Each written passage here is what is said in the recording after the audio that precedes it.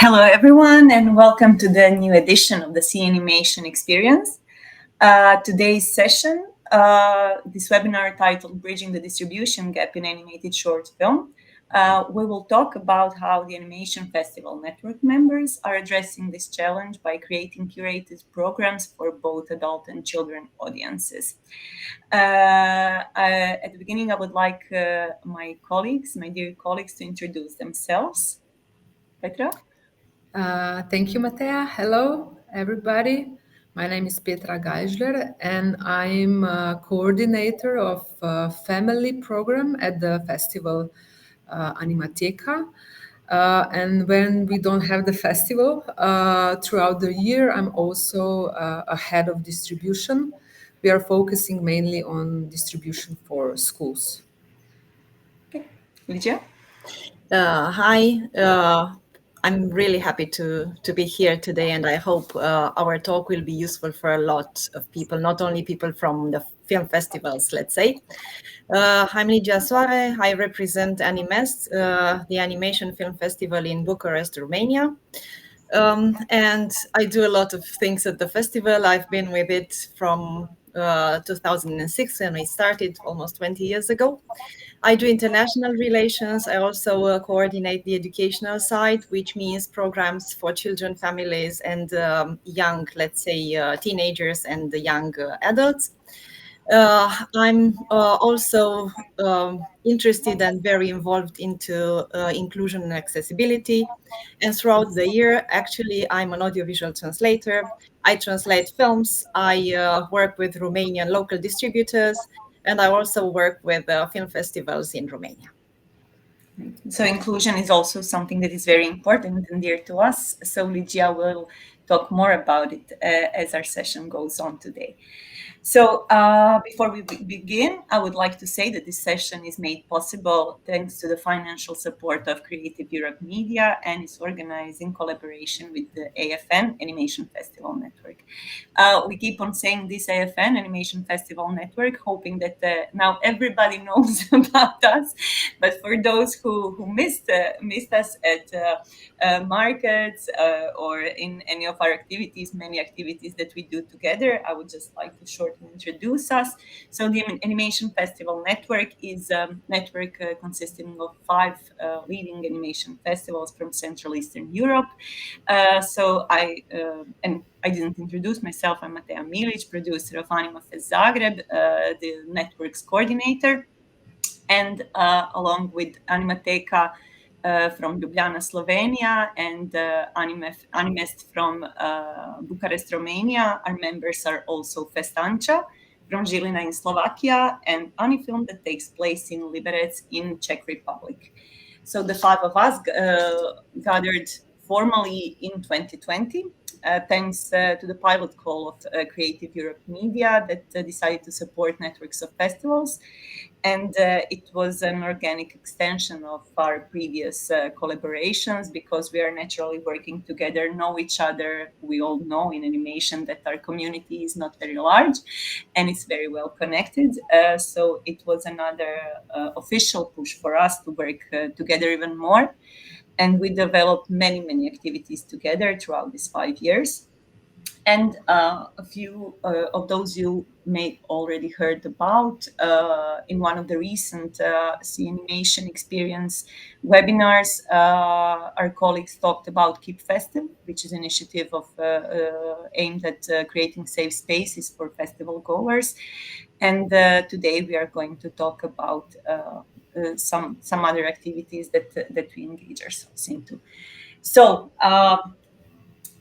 we all know the producers, festival organizers, also general audience, how rare it is to see short animated films in general distribution. We are all accustomed to see them at our festivals, and throughout the many years of us organizing our events, we grew and taught our audience how to enjoy short animated films. But as a network, we try to do an extra step that goes beyond our festival weeks, and we decided to curate programs of shorts for both adults and children audiences. First, we will talk shortly about our program for adults. We cheekily called it "That's What She Said" because we are very much trying to promote and empower female filmmakers. And currently, we are distributing the second volume of this program after successfully distributing the first one in last 2 years. So before we say more about it, let's see the trailer for this volume 2 of That's What She Said program.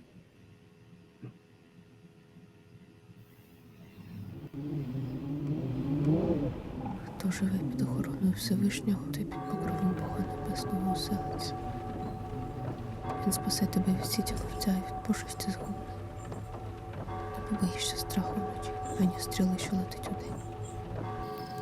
Паде біля тебе 1000, і 10 000 праворуч тебе. Але до тебе не наблизиться. Бо він ангелом своїм звелить, щоб охороняв тебе на всіх путях.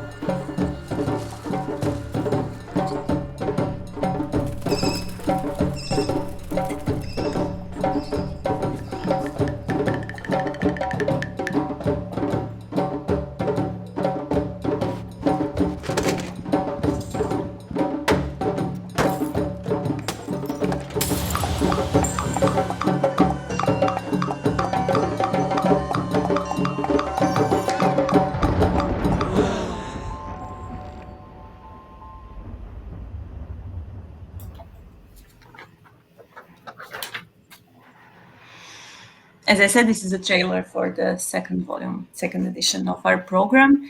And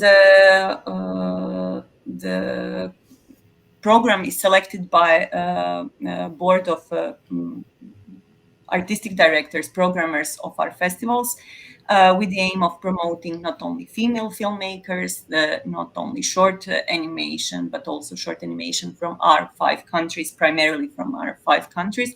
Luckily, the selection is very good because there are so many amazing female filmmakers in our region. And both first and second programs are really something that we are very, very proud of. But there is a problem of how to reach audiences with these programs. So I can say for Croatian side, it's virtually impossible to make cinemas screen short films. And I would like to ask my colleagues the same question. So Ligia, can you share more about the experience with distribution of this program in Romania? Yeah, Romania is no exception in the region, and maybe I would just extend it to the whole world. Screening short films for themselves, just going to the cinema just to watch a selection of short films, well, it basically doesn't happen except for film festivals. You know, film festivals, not all of them, also like to focus on shorts because it's a very different experience. And it's a variety of things that you can get at the same screening, which can, well, cater for a variety of audiences at the same time. When you do a selection with something in mind, like ours in this case, you think of a lot of people who you would like to see together at the cinema. And actually at the festival, it's quite simple because actually we curate our own program and we do whatever we feel is right and necessary for our audiences to do. When it comes to the cinema, you cannot do it. I mean, proposing this screening as per se, like go and see 10 or 5 short films at the cinema, nobody's interested. You don't see it at on the television either. So there is no way of watching short films on Romanian television just like that. So in the program, you don't just see a big name feature film, you just see short films. It's basically impossible. Still, what we can do is propose the program and what we do to other film festivals in Romania, and not only film festivals, to cultural events in general, which of course, that's again a different experience. People who organize that appreciate this and they want to show the film in those conditions. So I think it's more or less what happens everywhere in many countries, at least in our 5 countries. And maybe, I mean, when you say animation, unfortunately, sometimes, even if it's deep rooted and it shouldn't be the case, people think about something for children. We also do that at AFN, of course, but proposing short film for adults, animated short film for adults, is another, let's say, barrier somehow, which we try to tear down. It happens, but not so fast. I think it pays off to just get people used to that, talk about it, propose it. Maybe they will say no now, maybe they will say maybe at some point, and just insisting, I think, is very important. Yeah, we had very interesting experience of showing the program at Croatia's biggest music festival this year, because they had silent cinema as a new program and invited us as partners from the same city. And we actually screened both programs for children and for adults, because many of the festival goers are going there with their small children. So it was great. It was great to see the really numerous audience having an opportunity to approach the program. But as you said, special events and collaborations with our partners and other cultural events are the only way in Croatia to distribute these films. Petra, you were very ambitious because you also tried to push the program to high school students in school. Can you tell us more about that? Yes, thank you, Matea. Yes, we also made pedagogical materials with this program, so we can support the program more and get the teachers convinced to go to the cinema, and having this support. Sometimes this helps, but we didn't have a lot of screenings, I have to admit. We had, I don't know, maybe 2 or 3 screenings with the discussion afterwards. But it's really hard also with schools. But we don't have actually this kind of problems with programs for smaller children. So this is something we definitely should work on. But I would like to say, at the festivals, when we do have programs of short for high schools, the interest is growing actually from year to year. And some schools that are going to the festivals are already asking if we have some program also during year. So there are some changes, but really small steps. Can you tell us maybe, like, can you compare the numbers for this audience, because this is very important audience. I'm sure that producers are also aware of this.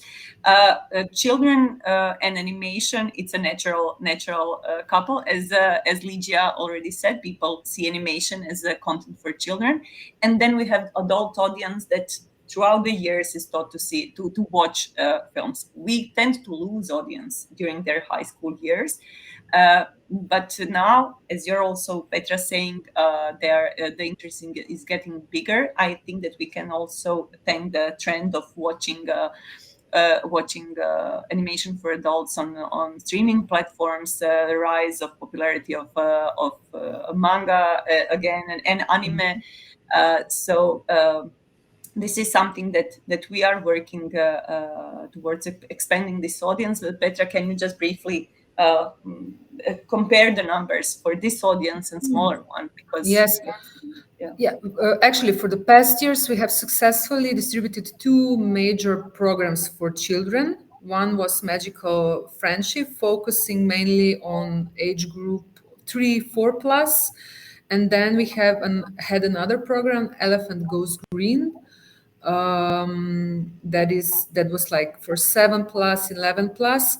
But these both programs were received very warmly by the schools and kindergartens.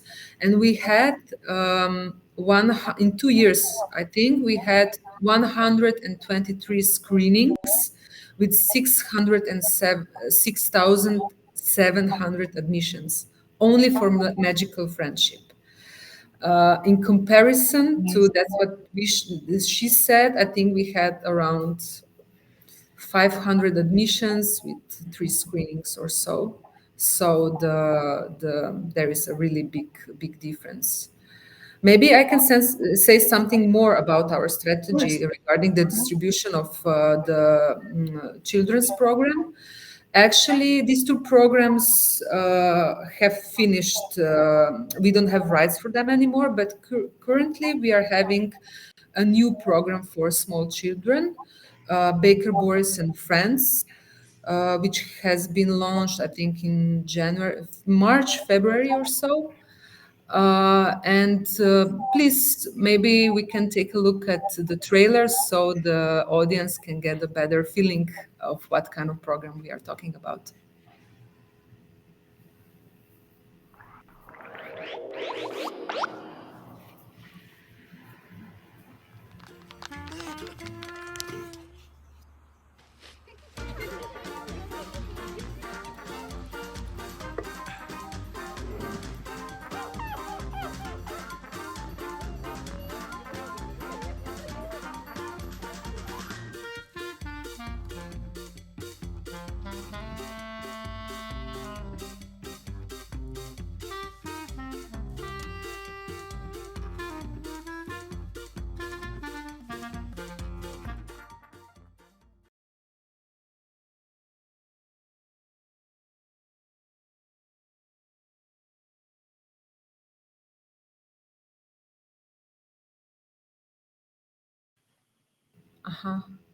Okay.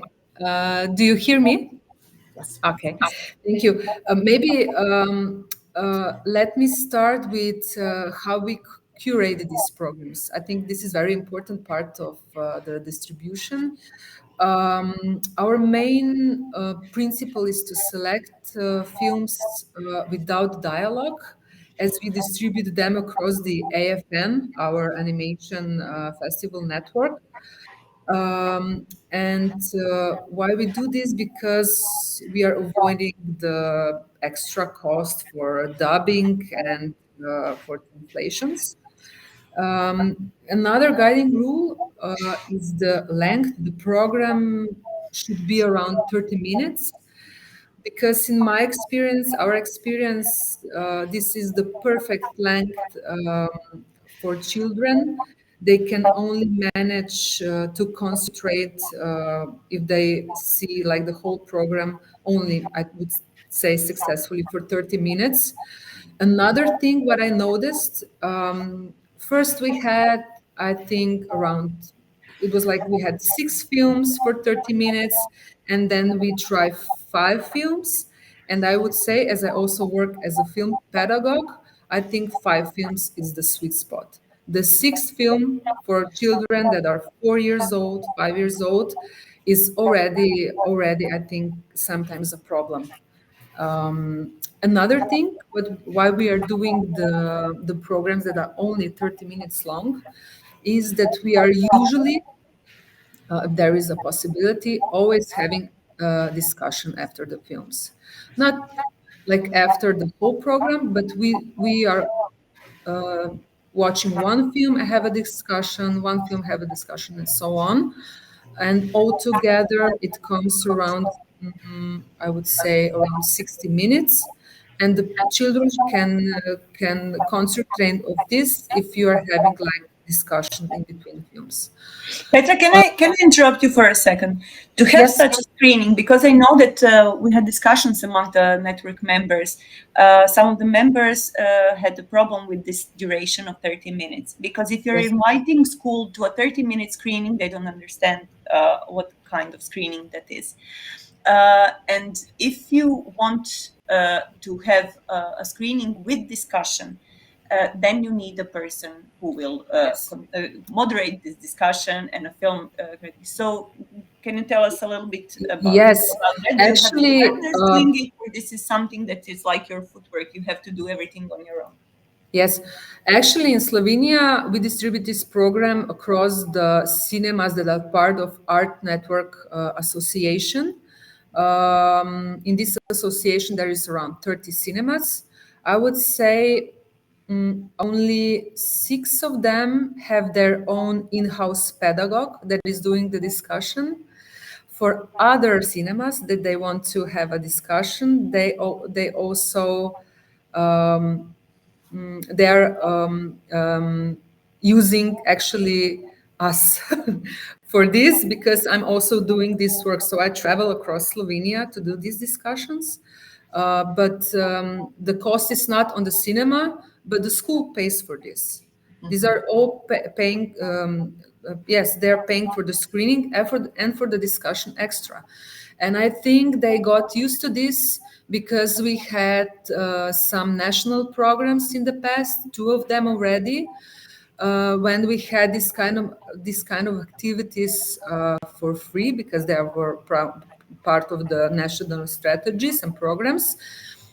And the teachers saw the use of film education, because it's really important for children that they have space to reflect their own feelings after they watch the film, and to be actually an active audience. So, but this I guess this is a perk of living 10 years. Yeah. This is a perk of living in a small country such as Slovenia, because then it's easier to travel. Ligia, you have different conditions for it, but can you please compare your situation in Romania with cinemas and experts available for them? Maybe it's easier with a smaller country, but I think this is not the only condition. I mean, Petra was telling us about a national initiative, about film education, about audiovisual education, talking about the films, not just going there, maybe grabbing some popcorn and then leaving, bye-bye, what a nice experience it was, Because all this curation that we do, that Animateca does, that many people do in this film industry, it doesn't mean that you do it for entertainment, you do it with something in mind. That child and maybe the parent and maybe the siblings and maybe the teacher, they will have a lot of food for thought, right? In Romania, there is unfortunately, no such initiative, and there has never been actually. Very recently, this year, and hopefully is going to apply this next school year, the University of National Film and Theatre in Bucharest has this initiative of transforming audiovisual education and film education into an optional school subject in the national curriculum. We participated, some people in film festivals and people in cultural projects around films and education. We participated into that, writing the curriculum and proposing it to the Ministry of Culture, Ministry of Education. So hopefully teachers throughout the country will have this as a tool, right? And they will properly be able to do it during their school hours, because it's always a problem. What we do, and we as a festival do with these precious films that the network selects, is trying to bring them in school, but it's an initiative of ours that we have. So at the festival or throughout the year, in cinemas and in schools, we go and propose the films with talks around them. We have these materials so the teachers know that they don't need to work a lot around these films, because for a teacher who does not specialize in film or whatever, it's not enough to be a film lover, you need to know how to tackle with it, where to find the materials, and so on. So it's a very useful tool for them to know that they can use materials and they can talk about the film, and it's better, it's easier for everybody. Or the children can do it themselves, or maybe they can get some homework around the films and so on. Possibilities are infinite, right? We are very happy to have Petra on board, because Petra is the one creating these amazing pedagogical materials that accompany our programs for children. Petra, can you show us maybe a little bit how the materials look? Of course, share the screen. Petra, searching, I will say that that we have an English version, and the materials are also translated to each of our 5 languages. And the English version is here because we have acquired global rights for the films for this program, because we see that the interest from colleagues from around the world is really here. So we didn't want to be only we didn't want to have films only for our 5 territories. Petra, can you please show us the materials? Yes, I'm already sharing the screen. Do you see it? Not yet. Oh, there they are. Yes, it is.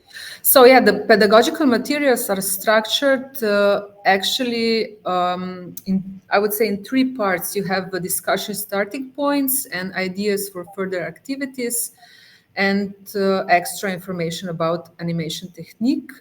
And this is really, really useful for teachers or pedagogues. Sometimes they're doing discussions also themselves. So these pedagogical materials is actually empowering them. And sometimes they're using it for after the discussion to do something more in school or in kindergarten. So they are very different. Petra, can you scroll through the document? Yeah. Okay. Yes, please. Sorry for interrupting. Yeah.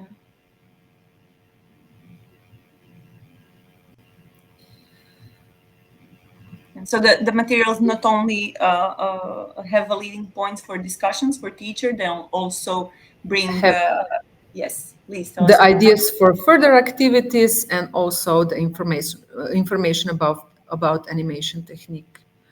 And this is it. At the end, we are doing something like this because, like rating the film for the youngsters, for young children, this is really interesting. We are actually with this chapter of the pedagogical materials. This is actually not for teachers, but it's for children. We are putting them as some kind of part of the jury for the program, as we are having it also at the festival. We have a jury for the program for children and families.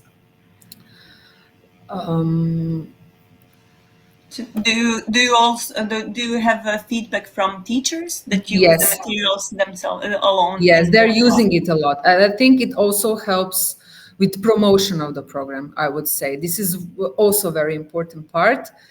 And another important part, what I would like to say is that I believe it's not only the quality program and the pedagogical materials, but is mainly, I would say, in our experience, communication with schools, building trust and a really strong network. Our timeline for our distribution in Slovenia is really structured. We actually, I don't know, are sending the first newsletter about our program at the end of school when the teachers are making, now I'm really being really concrete, when they are preparing activities for the next school year. So they can put these school screenings and discussions into their budget. And then at the end of August, before school is starting, we are also sending an additional newsletter, usually with pedagogical materials. And then we remind them from time to time during the year. But this is not only what we are doing. Another strategy that has proven very effective is organizing previous screenings for teachers. We are doing them regionally. I would say it depends of how many resources and time you have, but we will do maybe 5 of them for each region, and we have invite teachers to the screening, when we are having also a discussion with them and presenting the pedagogical materials, the pricing of the program and for the discussion, And we are also presenting the workshops we are preparing along with the program. We actually collaborate with our organization that called Elephant, that is also part of the festival, and they are doing amazing workshops. And we, for every program, we actually prepare a custom made workshop. For example, for magical friendships, we had like a workshop with optical toys for small children called Taumatrope of Friendship. So we put children in pairs and together they made a Taumatrope. It's really simple but very effective. So we this kind of these screenings for children when we can present our offer, they're really, really effective, I would say. And also, one more thing, what I would like to point out is that you have to be, I think, really flexible with schools. Some schools don't have the opportunity or the budget to go to the cinema. And we are also doing some screenings online so they can watch it at kindergarten or in schools. But we prefer, like we are always emphasize the importance to go to see the program in the cinema. But we are, of course, very flexible. You have to be with schools if you want to bring the program to them at any cost. Yeah, exactly. Because we wanted to reach as many children possible, even the ones that don't have the infrastructure. We decided to obtain also the online screening rights for this situation. Yes. Exactly. Yeah. For us, online was really a savior, for example, because we don't always have the resources like people and budget and everything to travel around Romania throughout the year, but offering them online. And we offered, for example, the previous selection of AFN for children, we offered it online for a very short amount of time. And then there were so many teachers interested. We quickly reached, maybe in less than a month, we quickly reached 1,300 children who actually watched the films and used the resources. So it works really well for a wider country, let's say, or when you can't really go there. But as Petra said, if you have the resources to do it, to travel, to go yourself at the cinema, or maybe if it doesn't work, maybe in schools, because some schools are remote and I mean very Yes. far away from any town, or like the case of Romania with cinema halls almost non-existent. You struggle to find a cultural center or a place where you can screen the films. Actually, it doesn't really have to be a cinema, a proper cinema. If you ideally it should, but well, or in schools. Some schools have places where you can screen them. We screened films in sports hall of the school, for example. Everybody was there, so it's another way of doing it. Going there, talking to the children, talking around the films with the help of the teachers or yourself, just you doing it. It's really different. You get to know your audience and you understand how to better prepare for the next selections of films and the next events that you organize. Okay, I think that we can all agree that there is a really great importance of having the infrastructure, but we all know that in our countries, infrastructure is often lacking. Yeah. But then consistency and systematic approach to distribution, as Petra said, and we are all proud of everything that Animateka does in this field. The fact that you are doing it systematically for years now, for more over a decade now, is really shown in the results that you have, like thousands of children that you are reaching with your program. So we are all looking up to you and looking forward to learning from you in the future. We have a question. We have a question from Kristina Husova. Hi, may I ask from the producer's perspective, how do you select films for the programs? You are in touch with World Sales, or there is possibility for a producer director to get in touch with you and offer you a short for some of your program. So, Christina, first, thank you for your question. We select the film, so the adult film program, that's what she said, is selected by our program directors from each of our festivals with the discussion of not only which films they see as the best ones for that year and what we aim to show, but also being aware of the audience, because these are the programs that we want to use to reach broader audiences than the ones that we have at our festivals. And as for the children's program, Petra is the boss lady for that part. Petra, I'm sure that you would love people to approach you with films. But if you want to give some guidelines on what would be an ideal film for our next selection, for example. Yeah, as I already mentioned, a film with no dialogue for us, it's perfect. And also regarding the program, I think it has to be really diverse regarding animation techniques. From the feedback of teachers and pedagogues, I would say this is what they cherish most about our program, that it's something different, something that they cannot see on television. But this, I think, is the hardest part regarding curating this program, because for small children, I think the majority of animation is digital animation, and we really try to handpick the films that are, I don't know, stop motion drawing and so on. I think this is what makes our program really quality program for children. Also, I would like to add what are the conditions. So the conditions from our side is that we can obtain global rights for a year, or ideally more than 1 year. Of course, non-exclusive rights, online, theatrical, non-theatrical. And of course, we do have a budget for it thanks to the media support, Creative Europe media support. So we're not asking films for free.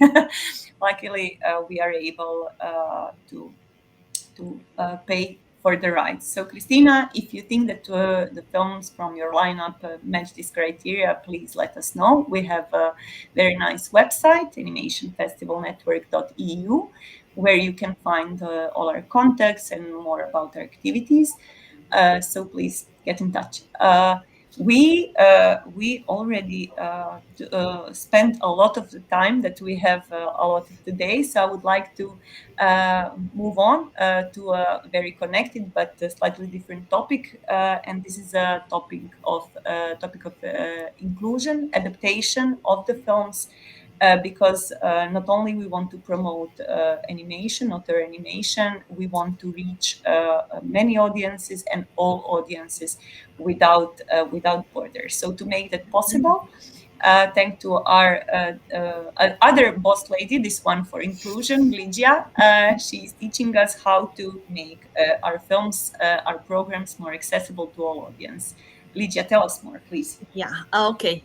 Film festivals, these are for everybody, right? It's a moment of going together, meeting, maybe seeing people that you've never seen the whole year, and you want to see them there, and you want to have fun, and you want to feel good, and maybe you want to talk about the films after that, and so on. And every time we start a festival, our festivals is not only the 5 festivals, it's in general, right? We say, guys, we prepared a wonderful edition and we are all waiting for you to welcome everybody, right? You all at the cinema. How true are we when we really say that? I'm just saying it's a white lie. You know you are not welcoming everybody. That you would love to do it, but can you really do it? And I think it's in the world of film festivals, it's unfortunate that so many people cannot come because of some barriers. We would love those barriers not to exist anymore, and we know we can do it. It's not easy. We need to learn a lot of things. We need to get to know people who we would love to have with us, but we cannot. And starting from that, and from my professional life as an audiovisual translator, I started learning how to do it myself. And then I think because we have a festival, so we can do whatever we love with it, I had all the freedom to try things at Animest. We started trying and then talking about it with our AFN group. And we said, why not? A film festival should be without barriers, if possible, without all the barriers. It's an ideal. We'll never get there, I'm sure, but we try to make small steps. So because we have a wide range of audiences, all our festivals have children's programs, have adult programs, and even 18 plus programs, right? So how about opening them? How about making our screenings and programs accessible? About making the attendance simple, intuitive?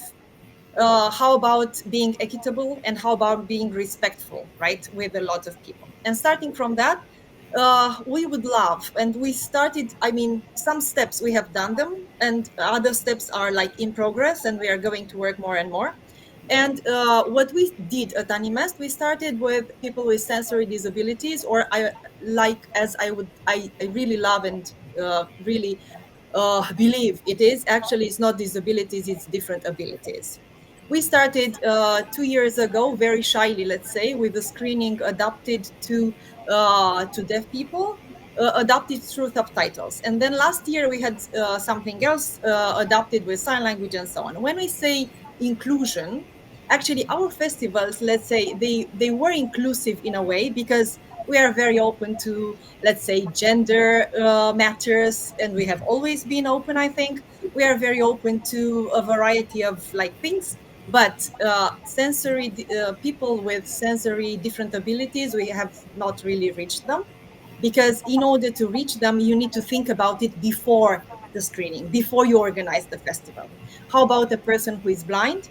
How about if we think about sensory disabilities, right? How about a person with reduced mobility? And this is the most obvious thing, I think, because when you say disability, what you see, what is visible, let's say, is, let's say, a person in a wheelchair, right? And many places have this, and they say we are accessible. They have a ramp. It's, since we organize festivals in a variety of venues, not all of them are prepared, not even that ramp. In some places it doesn't exist, right? It's not only about the ramp, it's also about the toilet, which is accessible, and so on. But how about disabilities which are not visible? They can be sensory. You can see a person with a cane and you know that person is blind, but how about a person who is deaf and who does not use sign language at all, or maybe not with you? You cannot see that person. You see the person, but you don't know that they have. You should think about something, some tools before you screen the films, so that they can be in the cinema and enjoy the films with the others. How about people with neurodiversity and so on? So there are many disabilities which are hidden, which are not, I mean, you cannot see them, and still those people should know that they can come to the festival and they can freely watch a film because you thought about it. When we started with sensory disabilities mainly, let's say, well, disabilities are actually some spectrums. It's not like a blind person, full stop, a deaf person, full stop. For example, a deaf person, they can be deaf from birth. They can be deaf. I mean, deafness can be acquired later in life, or maybe they are growing deaf just because of age. Age is, I mean, the 65 years old plus. It's the, let's say, the threshold. After that, many of our sensory abilities start to go down, let's say. So how about those people? How can they enjoy our screenings and our events? So for a deaf person, we thought about different tools that audiovisual domains and disability studies worked on, and now we have the tools. We just need to use them to implement them for the festival.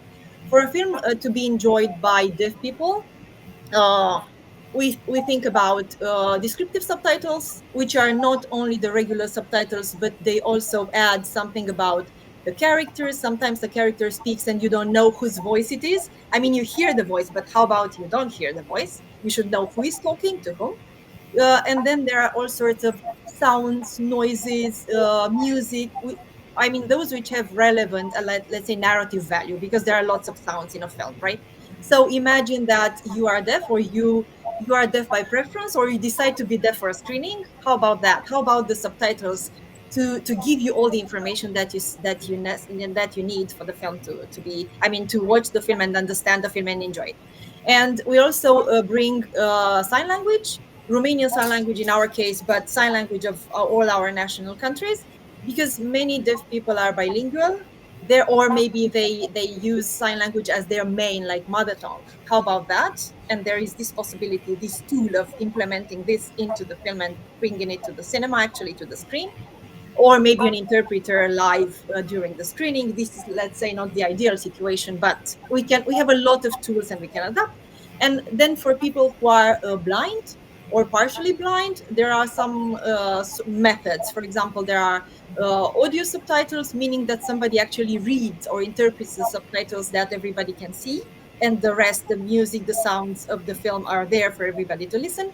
And then there is audio description, which is a method of telling about what, like guiding the person who is blind through the film without them being able to see, or maybe just partially see what's happening on the screen.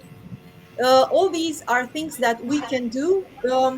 Maybe, I mean, not for the whole programs, because they have hundreds of films and maybe 100 screenings. I don't know. For example, in our case, every year we have around 30 features and maybe over 400 short films. That would be, I mean, we would never finish accessibilizing the films and for the festival, but we try to have a variety of things. For example, with AFN, for this year and next year, our main aim is to accessibilize as much as we can of the children's programs for children who are deaf, blind, who have also neurodiversity or some intellectual disabilities, to create not only, I mean, for sensory disabled people, these tools that I talked about, inclusive subtitles, sign language, audio description, they work. But for some other people with some other disabilities, for example, neurodiversity, the space should be appropriately prepared. And this is all that you need to do. I mean, be prepared, let's say, for a quieter space, for some sort of objects that the people, the children can use during the screening, for the lights not to be turned off completely, for the sound to be a bit lower, not to have stroboscopic, I mean, complicated things, because curation, again, is very important in this case. And so this is Ligia, if I can just interrupt you. You said something very important. You said if we start accessibilizing everything, we would never be done. I can from this sentence, it could be seen that festivals, animation festivals, maybe in particular, are taking over, filling some gaps that are there because nobody else is doing it. So we are trying to distribute films because nobody else is doing it. We are accessibilizing film because they are not accessibilized. But knowing that producers are watching us today, we have to urge producers to take initiative in making their films accessible to all. Because I think, as we said, first, it's important, of course, to have, also with distribution, it's important to have infrastructure, because you cannot just say that you need to have certain lights, you have to have, spaces that can accommodate special requests for the audience with different abilities. But also, you need money to do it, and time and people, time and people, and there are so many differences in it. I remember us initially talking about what can be done, and then Petra told us that, for example, in Slovenia, children don't use sign language because they almost all have cochlear implants, if that's the word, I think it is, cochlear implants. So for them, having a sign language interpreter means nothing.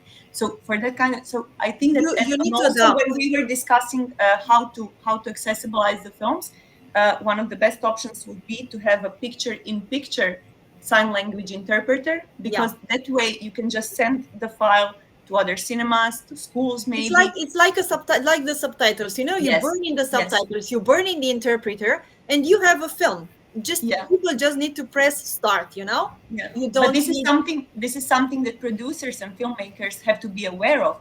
We are going to tamper with your picture. Your picture is not going to be perfect on your screen, but life isn't perfect. There are people who need you to adjust your artistic vision to be able to enjoy it at all, because otherwise they cannot see your film. So this is something that I really urge producers to think about when they are preparing their films. I'm very happy that already in Croatia there are producers who are, during the post-production phase, are thinking about accessibilizing film for different audiences. You know, it's very good to see the big picture, because EU is trying to make huge steps. For example, well, there have been many laws, right? More or less adapted to culture, more or less obligatory for culture, because unfortunately culture is not like strict necessity. People who are blind need a lot of other things in their lives to be accessible so that they can live a normal life. I would argue about why that is not enough and why culture is so important. It's like air, it's like water. If you want, you accessibilize it. you give them a lot of more freedom and a voice.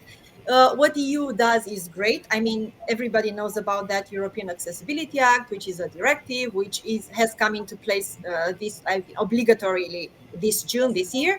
It doesn't talk about film and cultural events and so on. I mean, not specifically, you don't have to, but you can and you should, because accessibility is not only for disabled people, it's for everybody. You accessibilize a film with those subtitles and you touch a lot of people. For example, you touch children who have a struggle with reading because they hear the language and they see the subtitles in their own language.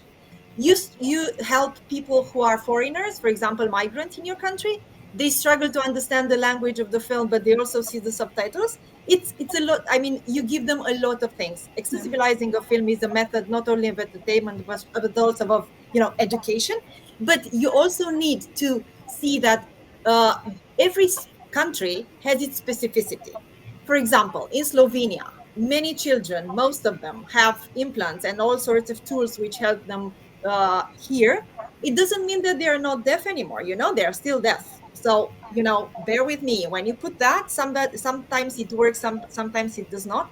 So it really is absolutely necessary to know the audience, to go to them and to build our accessible festivals with them, because the big slogan of disabled people is nothing about us without us. I mean, we don't know. I mean, we should not be entitled to know what's best for them. We should ask them. You are in contact, permanent contact with them, and you build trust. For example, I'm not a deaf person. I don't use Romanian Sign Language. I've learned a bit because I think it's necessary and important, and because I love foreign languages, let's say. It's like a foreign language for me. But knowing those people and building trust is very important. A blind person would never come to my festival, not even because I don't have an accessibilized communication in the first place. I just post things, but I don't think about how a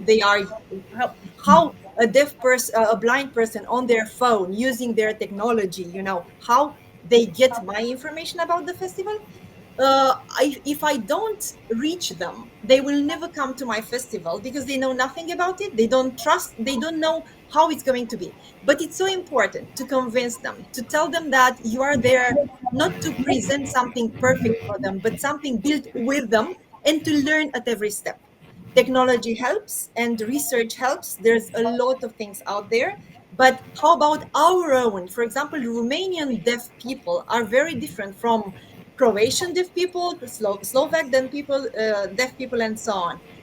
Romania has, because of its history and so on, have a specificity about treating disability in a way which I need to be aware of, so that the films that I accessibilize may not look like the accessibility made by Animateca or Animafest Zagreb or Festanca, but they use everything that is powerful out there, all the research, and they take into account the needs of a Romanian deaf person, let's say a Romanian deaf adult or a Romanian deaf child whose mother tongue is not Romanian, or maybe not even it's not even Romanian Sign Language. Maybe it's Hungarian Sign Language, because they have huge communities of Hungarian people in Romania. For example, I was very interested, and I'm trying to study a bit about what happens to a Hungarian ethnic child who is deaf in a deaf school in Romania, and how should I prepare my films? I mean, those films that I take to their schools or to the cinemas in their town, or maybe to my festival, so that at the same time, I get to be welcoming for a lot of people. Maybe not for everybody, not for everybody, but doing steps and preparing a variety, because it's about options, a variety of things that I give them. The online thing is a very powerful thing, because in online they can just press a button and change the subtitles, the sign language, with or without sign language, with or without audio description, and so on. We should use these tools and learn how to do it, build our festivals with the communities out there, and think about that from the start. If I'm a producer and I want to make a film with this in mind, there is a big thing called accessible filmmaking.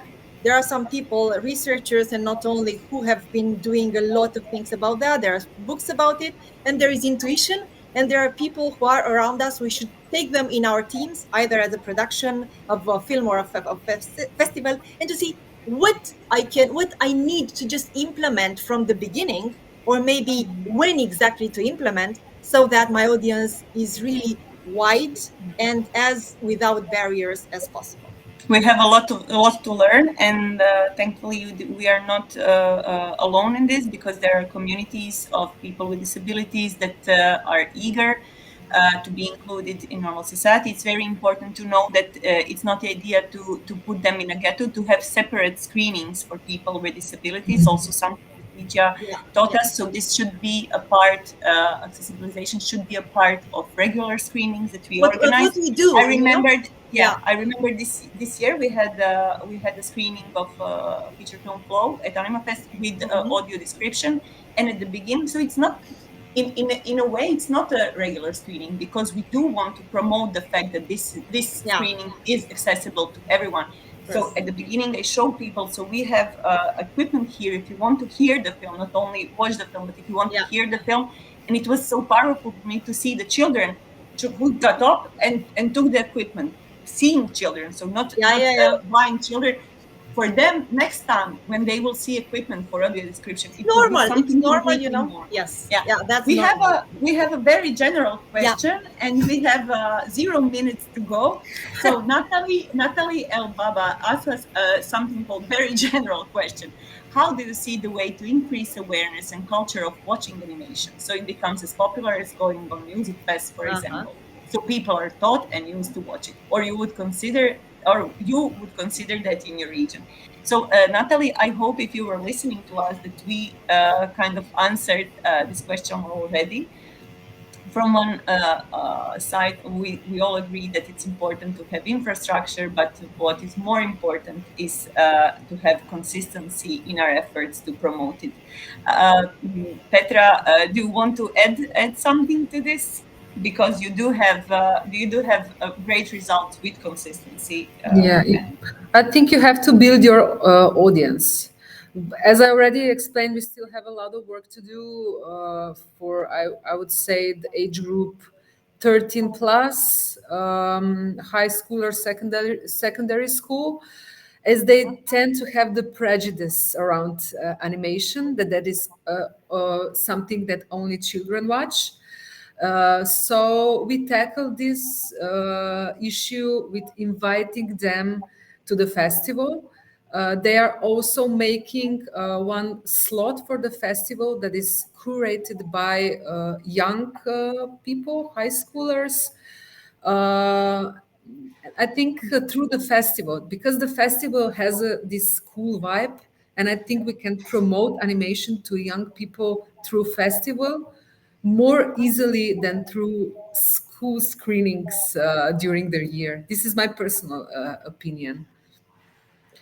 Okay, we have come to the end of our time, so it's 11:01 now. For those who will watch the session afterwards on CEE Animation Vimeo site, please reach us through our website, animationfestivalnetwork.eu, where you can find more about our activities and also our contacts.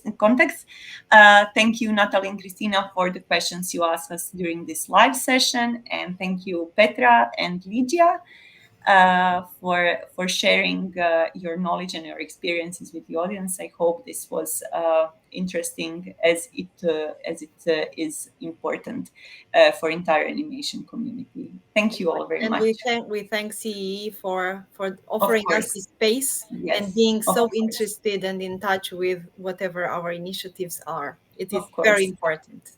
Yes. Thank you. Thank you. Thank you.